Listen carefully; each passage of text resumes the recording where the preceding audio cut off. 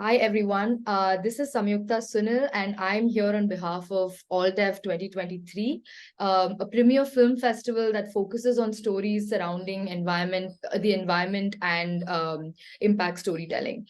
So today we are uncovering our efforts with our key partners this year, the Habitat Trust. The Habitat Trust was, of course, founded in 2018, and they are also a platform for impact storytelling. And today we have with us Mr. Rishikesh, who is the head of THT. And Rishikesh, where are you joining us from? Where are you currently? Yeah, currently I'm in Mumbai today. Okay, awesome. So you're joining us from Mumbai. And Rishikesh has over 20 years of experience, is what I understand, in the space of conservation as well.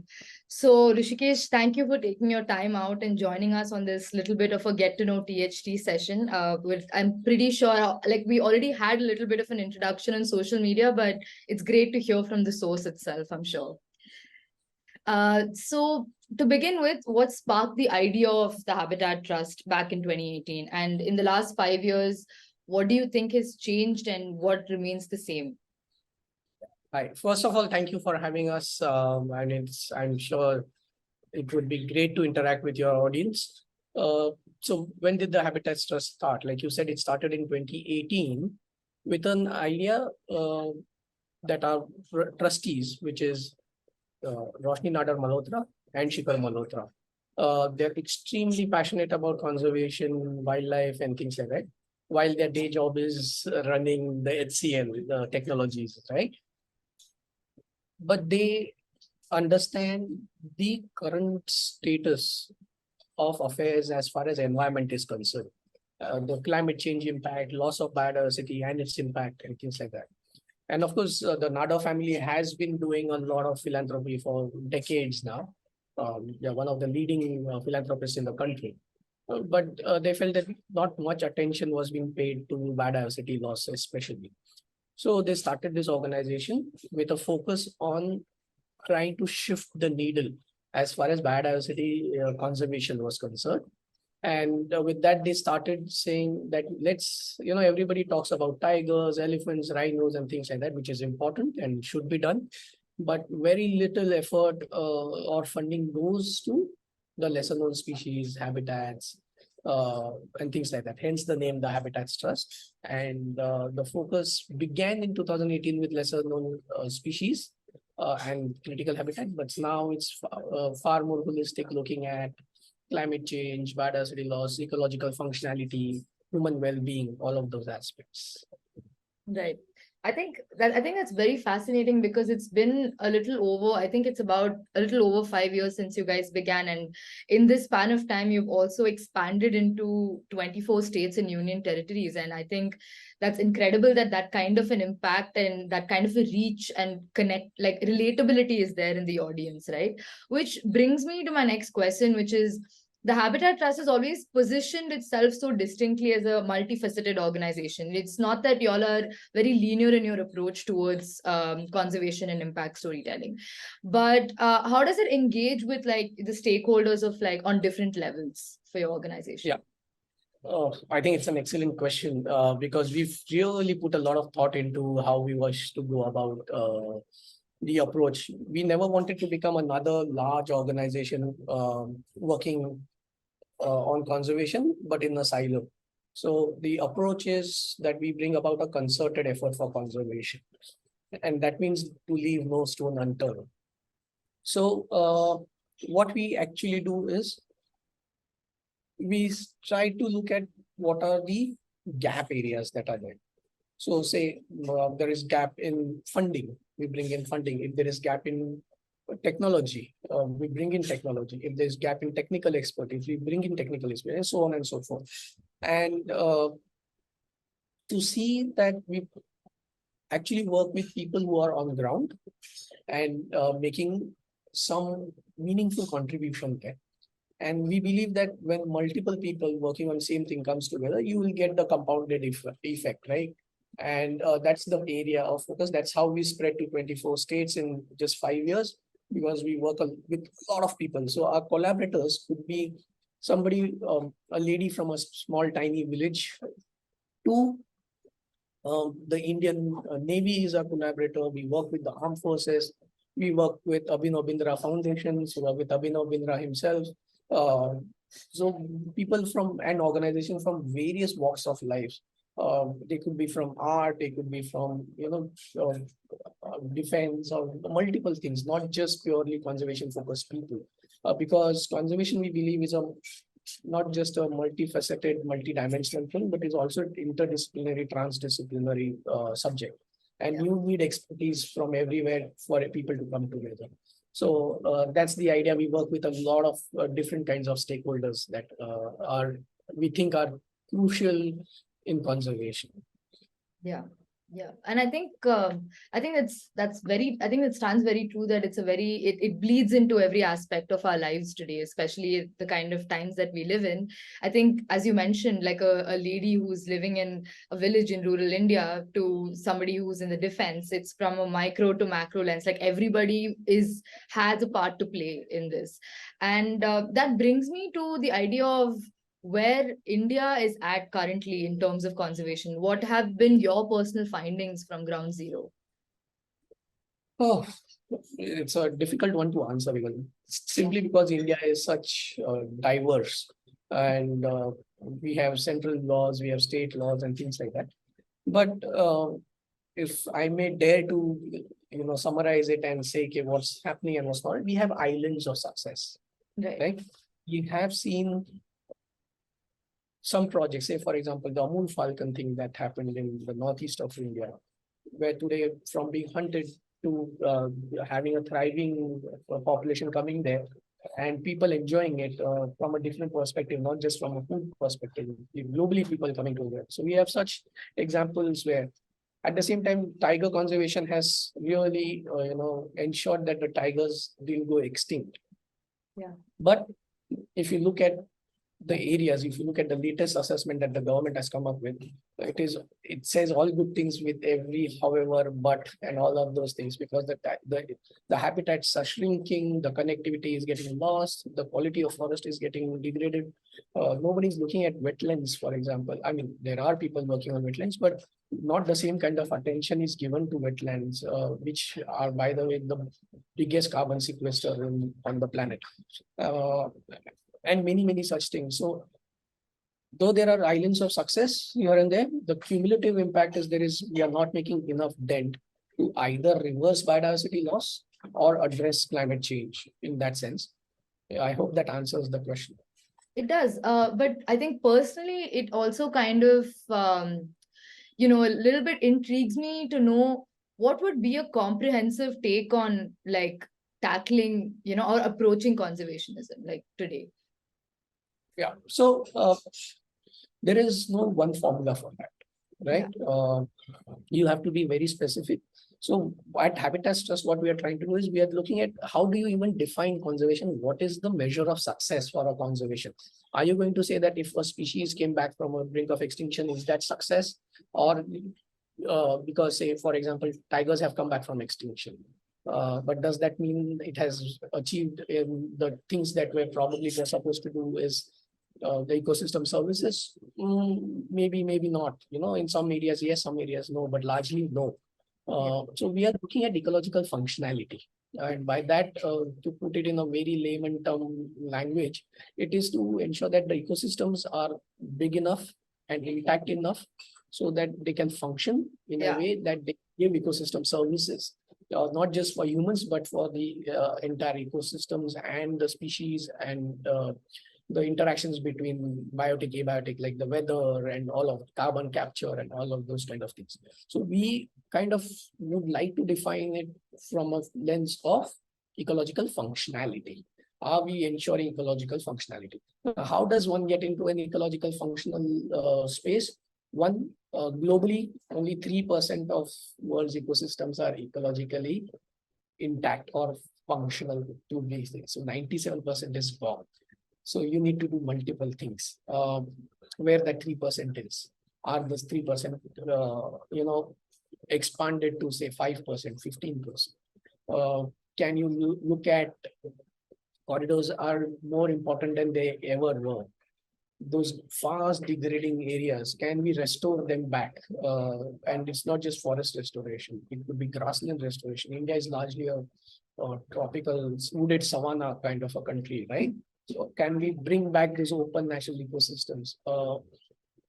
Those species that are critical, which are either keystone species or, to that particular microhabitats, they are important because they ensure, the survival of that habitat and all the species that are there. Are those species doing well?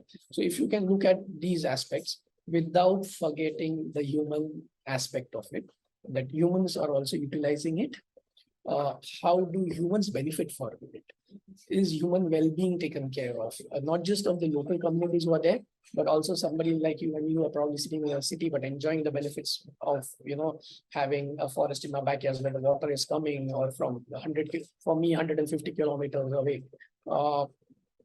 So is human well-being also an integral part of it? It's no longer two separate things. So if you can target these things, I know it is a lot and it sounds extremely complex, but it is doable. And with science today, and if people can come together, this is all achievable. Yeah, I think it sounds like it sounds like a very tough balancing act, but I think with efforts such as what THT is doing, I think we'll get towards that at some point. So what are the interesting projects that and landscapes and species that THT is currently working on? Like, what would you like the audience to know? Oh, wow. There are several. You asking me to choose between the projects, right? So the difficult question, but let's look at some of the aquatic ones and some of the terrestrial ones. So let's start with the marine ones. We are looking at coral reefs and coral reef functionality across the west coast, so from Gujarat to Gulf of Mannar, which is right up to Tamil Nadu, including Lakshadweep Islands. We are seeing how these corals are actually functional and which are the areas that you need to conserve and protect, for which we are working with multiple agencies, multiple organizations. Indian Navy is helping us with that. Several things. So I think it's a great project. It has the ability to throw some unexpected results, which can define how conservation can be done. I think that's of great excitement for us. We've actually trying to explore deep coral reefs. So we've already trying and testing out, coral reefs. I think first time in India where somebody has gone 100 meters below underwater and then looked at a coral reef down there. So we're doing those kinds of stuff. I think that is extremely exciting. Apart from that, we are looking at, I'm just pulling out two, otherwise I will never stop. The other one is a grassland, that we are looking at grasslands across the country. And looking at what are the functional grasslands, which are the big grassland patches that are there right now, which need restoration and things like that. Many of these areas are being classified under the Wasteland Atlas of India. And we are talking to the government agencies to see if we can actually get those tags dropped in important areas. And we've completed one layer of the entire India's mapping, and we've identified 10 districts now, which we want to focus on for grasslands and so on and so forth. And I think if that happens, that will also lead to some, not just policy level changes, but may also change a lot of things on ground. There is an eco-restoration program that's happening great. So I'm trying to give you different flavors of the work that we do.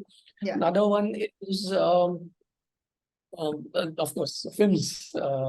In last 5 years, we produced 192 films, and we continue to do that. We've produced them in about 13, 14 odd languages, which covers English, there is Marathi, there is Northeastern languages, and we intend to cover all regional languages in India, at least the major regional languages in India.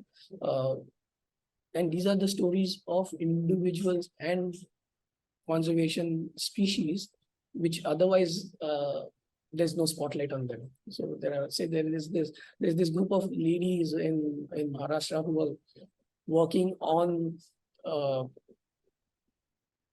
protecting the rivers and the sand and all of those kind of things.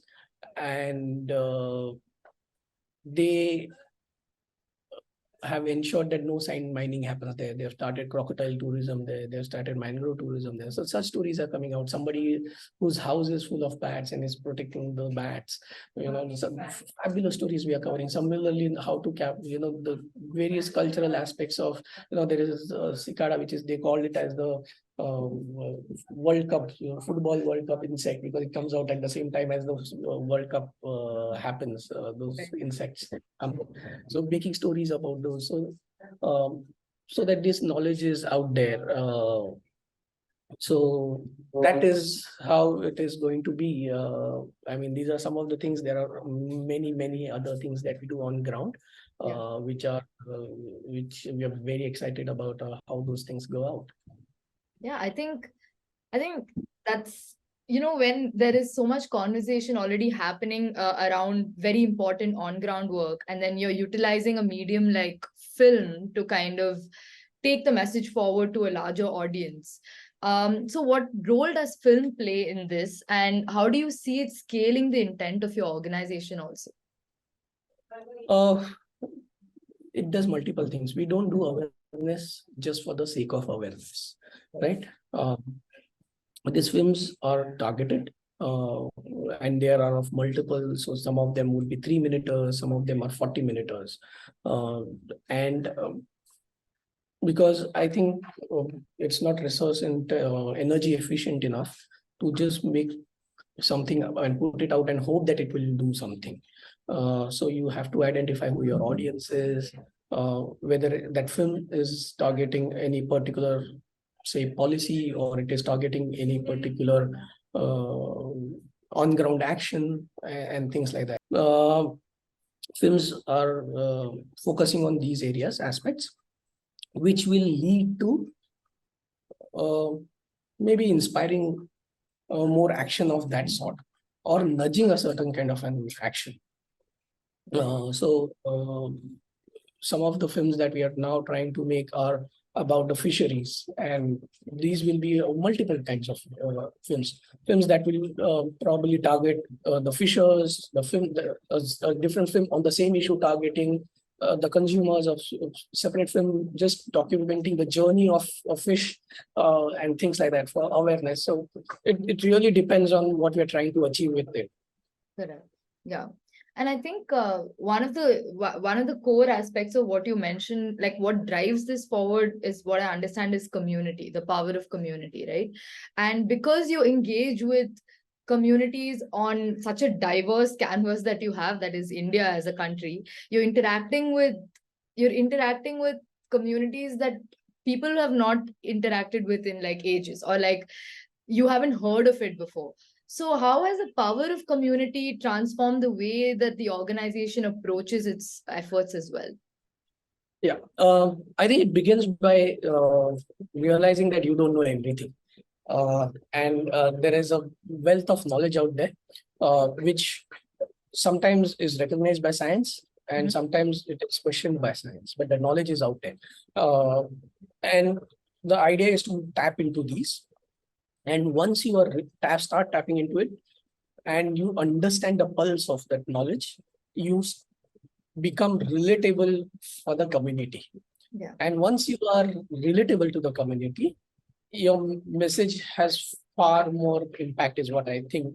And also, it is not something that the THT is talking about. If it is somebody who is from that community who is speaking about it, or not just that local community, is a common person like you and me, who is probably not doing conservation, but something else, is talking about it, and brings in the personal touch, because it is his or her personal story.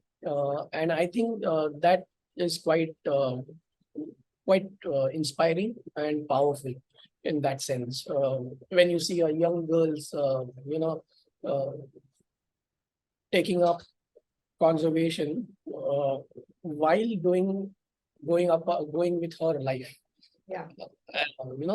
and making a difference at her scale. Yeah, I think that very, very powerful. Absolutely. And I also think it fosters sense of accountability and like personal responsibility that people also take when they come forward to want to contribute to a certain larger cause, and that in turn is what becomes a collaboration. And speaking of collaborations, this year we are thrilled to again partner with the Habitat Trust, and you know, we would like to have some insight into what the audience who's coming to AltF, what is, where can we see THT? Like, what is the THT contribution to AltF, and how do you see this collaboration panning out as well? Thank you for asking this question. Because generally THT, because it was a philanthropic, beginnings. People always looked at us as a funding agency, somebody who is going to sponsor conservation. I think the vision of the trustees and vision of the organization is far greater than that. Funding is a low-hanging fruit, if I may call it so.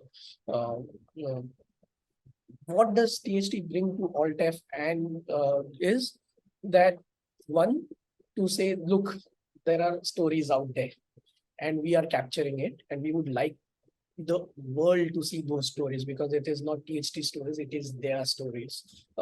And I think AltF is a great platform for the world to see these stories. So one, THT brings very local stories, at the same time films on subjects and people that are extremely impactful. So the film that brought national award, we've got a national award last year. We would love for people to look at it. So we'll bring a lot of films for people to watch. At the same time, we'll also want to encourage others to also make films, see films, young budding, filmmakers to also have that window of opportunity. I'm not saying that we will go out and now funding everybody to make films, but there is an opportunity for people to kind of see that there is the Habitat Trust whose intention is to make films that are showcasing ground stories or issue of conservation that is relevant to today's world. And I think these two are the main aspects that we bring to AltF this year. Absolutely, absolutely. And I think I'm very thrilled with how this collaboration is going to pan out, because I also feel like THT brings an expansion of like the knowledge that we already hold as a team. And I also feel like there's a very beautiful intersection of intentions and visions that happens. And I think even the audience is going to be very excited with the curated set of films that Habitat Trust is also bringing on board for this year's festival. And finally, to wrap things up, what do you think, what is in store for THT next year? What can we look forward to? Oh, more films as far as AltF is concerned. We will definitely produce more films in multiple regional languages that should come out next year. And of course, more on-ground action, which is not just THT's work, but which is a concerted effort. And I'm sure your audience will see that in 5 years, we've put 70 partners together. Right. And next year, maybe there are 100 partners. And eventually we see that it's not THT who is leading it, but it's one unified conservation effort that's going forward. And that is really the hope. And the films that not just bring out the issues and bring out the doom and the gloom, but also show that there is hope and how things are to be done. And that is the positive way of looking at some of the biggest conservation challenges is what I think Habitat Trust stands for, that because we believe there is a solution and it is doable. Absolutely. Absolutely. Thank you so much for that, Rishikesh. And thank you so much for also taking your time out to introducing what THT is to the rest of the world and to AltF 2023. And we really look forward to having a set of films on board in this partnership and the way it's going to pan out. We will definitely put down some links of the pages that our audience should follow. And thank you once again for joining us, and have a nice day. No, thank you, Samyukta. Thank you, AltF, for thinking of us as collaborators, partners, and not just sponsors. We are not just the sponsors.